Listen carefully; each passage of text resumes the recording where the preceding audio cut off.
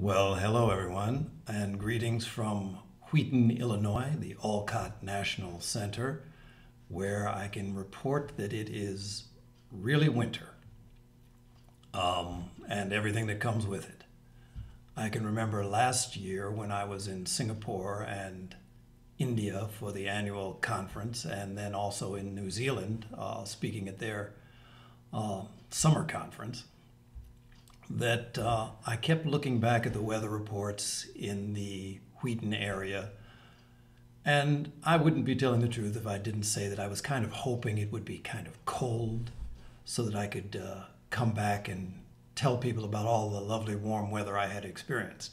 Well, last year the case was that I kept looking and we had 60-degree days, 50-degree days, no snow.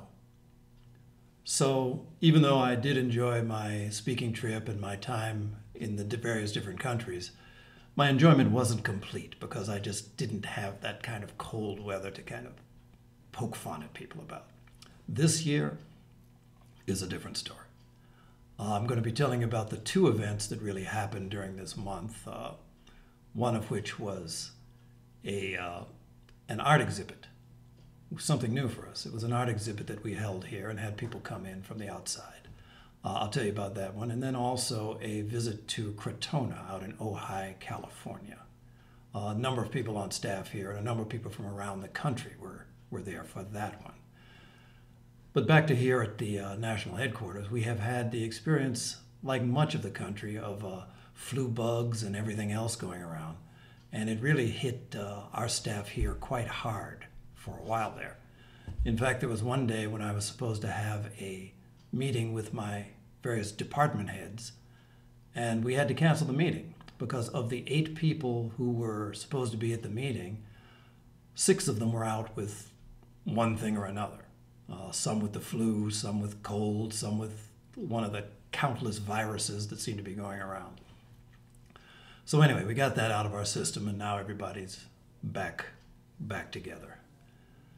So first I want to tell you about this event that we had, really kind of celebrating a new release and a different sort of book for our Quest publications.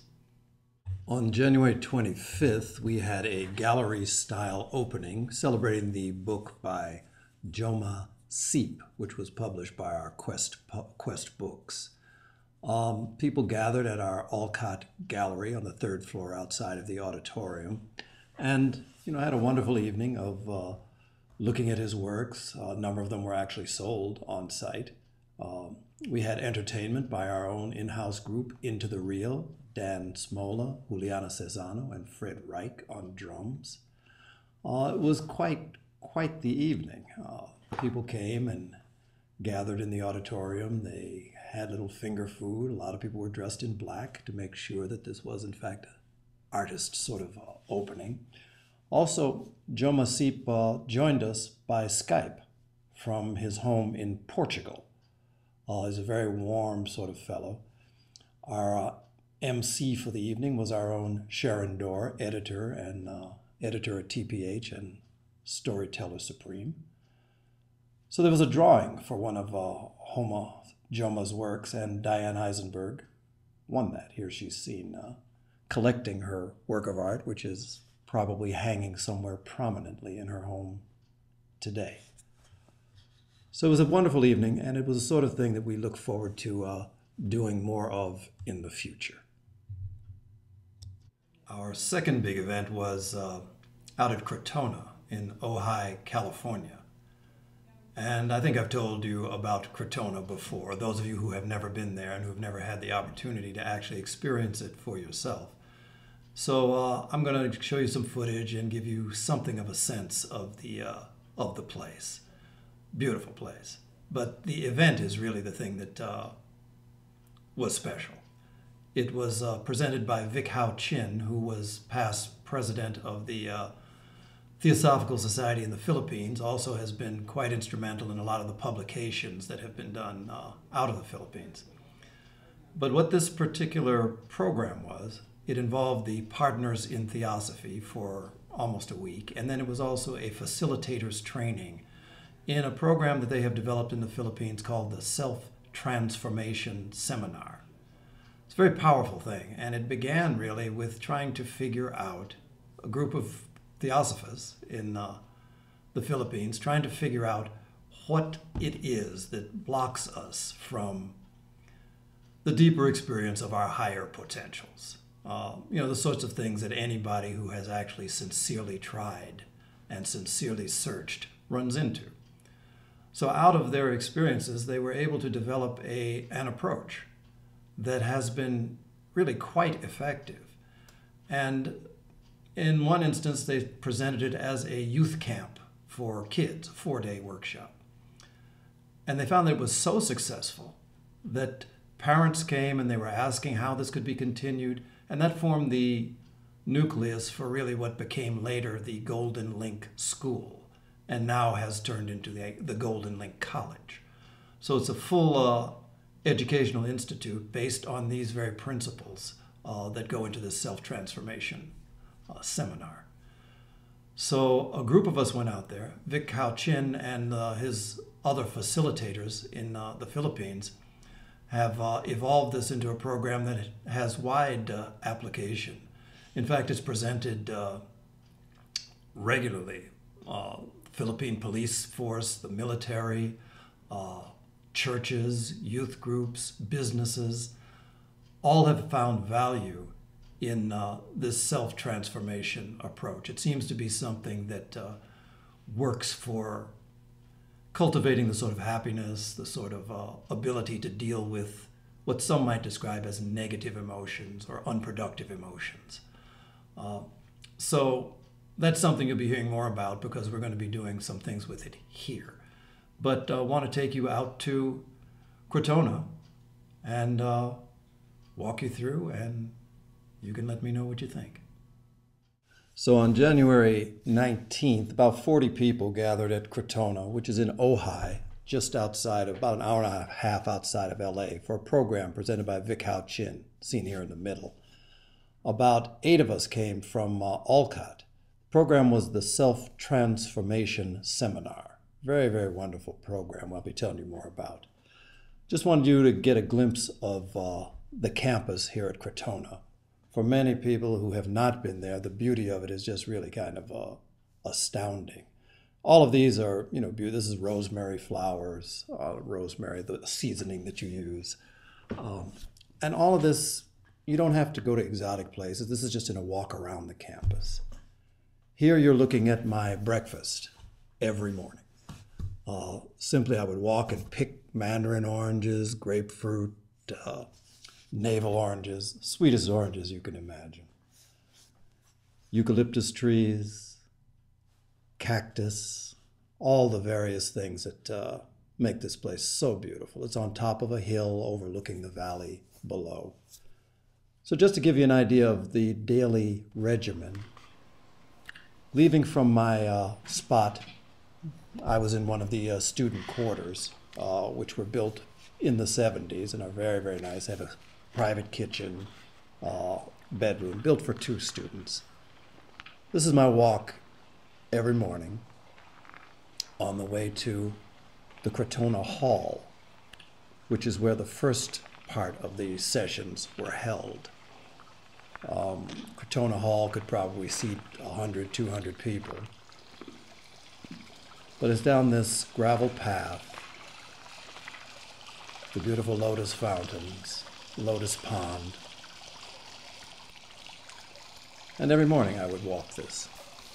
I have been here on occasions in the summertime where I would take my shoes off. I'm a tenderfoot.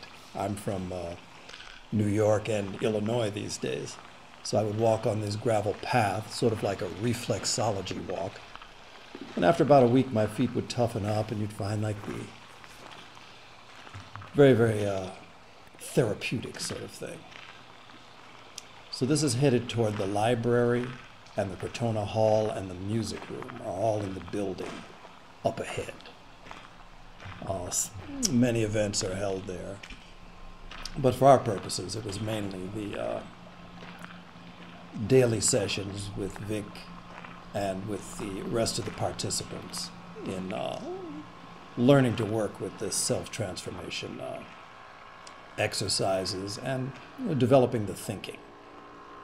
and the mind and the self-awareness that is the basis of the program. Here you see there are two triangles interlaced. And again, just a view back toward that lovely fountain, the cascading water. And here's the Krotona Hall. You can get to it through that door. There's another door on the other side, or you can even come through the library, which I'm walking toward the main entrance that would lead to the library on the left, the music room on the right.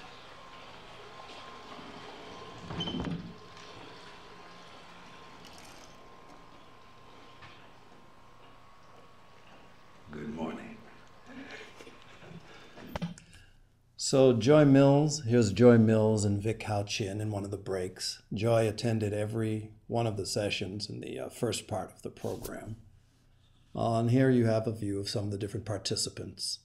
This is actually inside of the hall itself, prior to the beginning of the program on one particular day. So you see the beauty of the hall. Here, this is actually one of the exercises that was going on. And a lot of what takes place during the breaks, when you just have a chance to sit and to talk. And as with most people, my wife and everyone else loves hugging Joy. So the second part of this session was held at the Krotona School, which was just across the walkway from where I was staying. So we would meet in this place. This was 20 participants who stayed actually to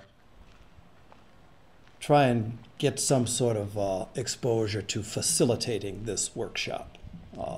The hope would be that we'd be able to present it here for the TSA and for people here in the United States. It has been quite a good program in the Philippines.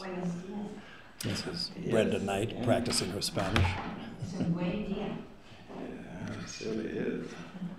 But the program has been presented for churches, police, military, within the Theosophical Society, and it forms the foundation of a school, the Golden Link School in the Philippines. It's been so successful. But the key is always developing people who can pass it on. And so that's what this was about.